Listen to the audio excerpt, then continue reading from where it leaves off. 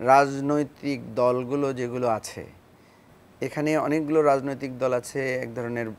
মানে নাম সর্বস্ব রাজনৈতিক দল। এটা যদি বলা উচিত না, আমি একজন রাজনীতিবিদ হিসাবে সব রাজনৈতিক দলের প্রতি আমাদের সম্মান আছে, কিন্তু এখানে যে বৈষম্যটা হয়েছে,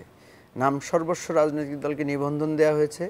আবার অনেক অ্যাক্টিভ, যেমন ধরেন মাহমুদুর রহমান মান্না ভাইয়ের রাজনৈতিক দল, একটা প্রমিনেন্ট পলিটিক্যাল পার্টি, কিন্তু ওনাকে নিবন্ধন দেওয়া হয় নাই। আমরা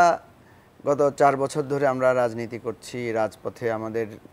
আন্তর্জাতিক মহলের সাথে আমাদের একটা সম্পর্ক তৈরি হয়েছে, রাজপথে আমরা সংগ্রাম করছি, এরকম আরও কয়েকটি দল আমি নাম বলতে পারবো। যাই হোক, তা আমরা বলছি এখানে এক ধরনের পরিবর্তন এবং সংস্কার লাগবে, যে রিয়েল পলিটিক্যাল পার্টিগুলোকে স্পেস দিতে হবে, নাম্বার 1।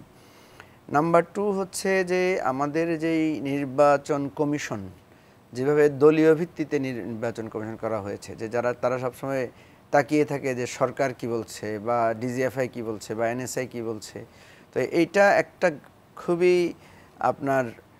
শক্ত ভিতের উপরে, নৈতিক ভিতের উপর দাঁড়াতে পারে, এরকম একটা রিয়েল নির্বাচন কমিশন দরকার। এবং সেই নির্বাচন কমিশন নির্বাচনকে আপনার একটা fair, free and acceptable election যদি করতে হয়, তাইলে আমাদের জন্য যে প্রস্তাবটা ছিল যে সংখ্যানুপাতিক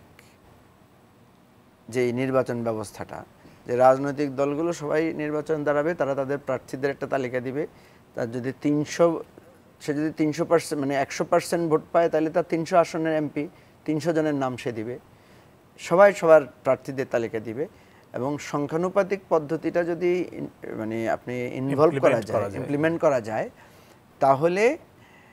এখানে যে একক সংখ্যাগরিষ্ঠতার যে একটা হয়ে যায়, যে একচাটিয়া হয়ে যায়, এটা হওয়া রোধ হবে। সব রাজনৈতিক দলের পার্টিসিপেশন থাকার সম্ভাবনা আছে পার্লামেন্টে।